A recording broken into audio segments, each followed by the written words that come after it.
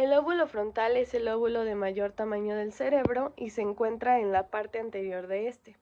Su porción posterior está separada del lóbulo parietal por el surco central o cisura de Rolando, mientras que la porción lateral se encuentra separada del lóbulo temporal por el surco lateral o la cisura de Silvio.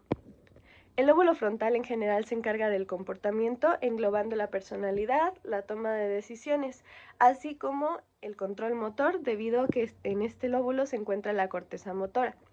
Una alteración en esta estructura, en su parte central, puede llegar a involucrar la indiferencia, la falta de atención, la ralentización del pensamiento y la desmotivación. Una lesión en la parte posterior puede provocar debilidad muscular hasta parálisis, debido al daño en la corteza motora. Asimismo, se puede presentar una afasia expresiva si se daña el área de Broca, debido a que esta área se encarga de la articulación del lenguaje. Finalmente, un daño en la porción anterior tendría como consecuencia una afección en la memoria de trabajo o un comportamiento social no convencional o inadecuado, debido a que estas emociones son muy extremas porque no existe un control o inhibición de estas. El área de Wernicke se localiza en el hemisferio izquierdo en el lóbulo temporal y es el área 22 de Brodmann. Se encuentra en la parte posterior de la circunvolución temporal superior y abarca la corteza auditiva del surco lateral. Esta área se encarga del lenguaje, tanto escrito como hablado, y se relaciona con el área de Broca, que ya vimos que tiene que ver con la articulación del lenguaje. Un daño en el área de Wernicke puede provocar una afasia receptiva, es decir, que la persona no pueda comprender ni expresar adecuadamente el lenguaje. Las oraciones articuladas por estos pacientes no tienen afección en la fluidez, sin embargo carecen de sentido debido al daño en esta área. También pueden presentar una incomprensión auditiva, es decir, no entienden lo que se les está diciendo, pero ellos no son conscientes de esto. La circunvolución calcarina se extiende desde el surco parieto-occipital hasta el polo occipital, abarcando el área 17 de Brodmann. Más o menos sería como esto de aquí. En los espacios superior e inferior de este se localiza la corteza visual primaria, donde es el final de la vía aferente de este sistema. La corteza visual primaria cuenta con 5 áreas, las cuales son B1, B2, B3, B4 y B5, las cuales se encargarán de discernir la intensidad, forma, tamaño y localización de los objetos presentes en el campo visual. En caso de haber una alteración debido a alguna lesión, lo que se puede ver es una ceguera cortical, donde hay una pérdida de visión, ya sea temporal o permanente, a pesar de no haber alguna estructura del ojo dañada. La circunvolución precentral está presente en las superficies laterales, encontrándose anteriormente paralelo a el surco central.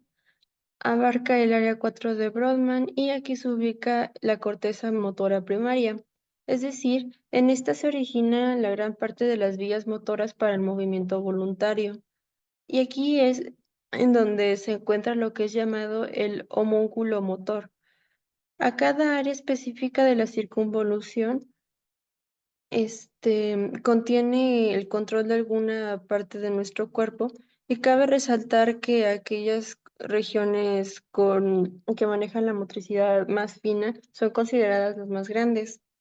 Posibles anormalidades en un individuo con la circunvolución precentral dañada depende en gran parte de la severidad y zona en particular que fue dañada del homúnculo motor previamente mencionado. Pero algunos de los síntomas que pueden ser enlistados son debilidad muscular, normalmente más en los músculos distales, o alteraciones en los reflejos, especialmente en el lado contralateral del cuerpo. El hipocampo está localizado en la profundidad de la parte media del lóbulo temporal y forma parte del sistema límbico.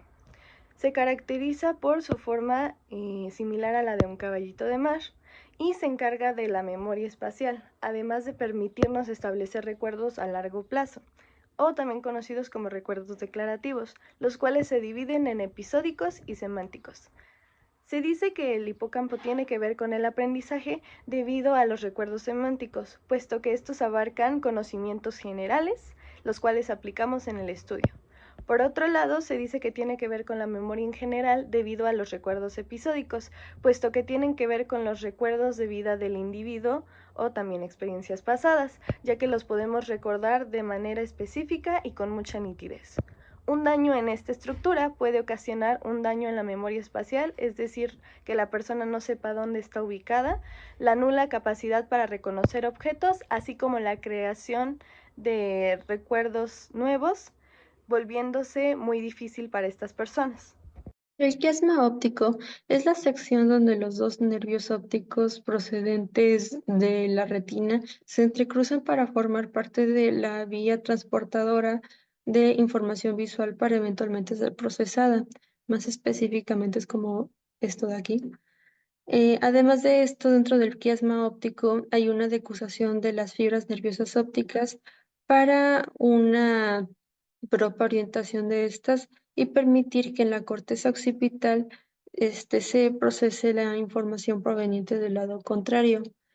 Los efectos de que una lesión en este pueden traer son bastante diversos y dependen bastante de las circunstancias, pero entre los más comunes es una considerable pérdida de la agudeza visual, llevando a múltiples efectos en la percepción de aquello que se encuentra en nuestro campo visual, así como fotofobia, dolores de cabeza y, en caso de daños por compresión, una hemianopsia bitemporal.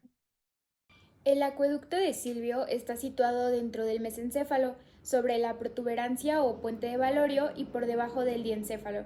Se encarga principalmente de conectar el tercer y el cuarto ventrículo del cerebro y por este transcurre el líquido cefalorraquídeo que impregna el encéfalo y la médula espinal. Este ayuda a evitar las lesiones o traumas en el cerebro y en la médula. También sirve para el transporte y eliminación de sustancias como nutrientes y desecho. Alguna alteración que se puede provocar debido a un daño son las hidrocefalias, que son un conjunto de enfermedades que son causadas por un aumento del líquido cefalorraquídeo. El vermis del cerebelo está ubicado en el cerebelo, específicamente en su parte central y estrecha. Separa los dos hemisferios, el izquierdo y el derecho, y está situado en la fosa craneal posterior. El vermis se divide en dos, el superior, que está involucrado en la regulación del movimiento y coordinación de las extremidades y el tronco, y el inferior, que está involucrado en la regulación del equilibrio y la postura. Las lesiones o malformaciones del vermis pueden dar paso a distintos trastornos neurológicos.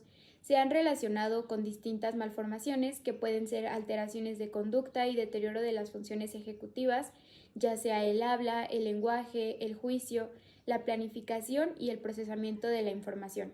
Las pirámides vulvares comienzan en la corteza motora y están ubicadas en la parte ventral del bulbo raquídeo. Pasan por la cápsula interna y forman parte de los pedúnculos cerebrales. También contienen las fibras corticoespinales que pasan por el puente y el bulbo para después llegar a la médula espinal. Su principal función de estas pirámides es transmitir señales motoras de la corteza motora del cerebro hacia la médula espinal, y esto con la finalidad de regular el movimiento muscular. Algún daño en esta área puede generar una hemiplegia o hemiparesia, lo que es una debilidad muscular, también una parálisis, dificultades en la marcha y los reflejos.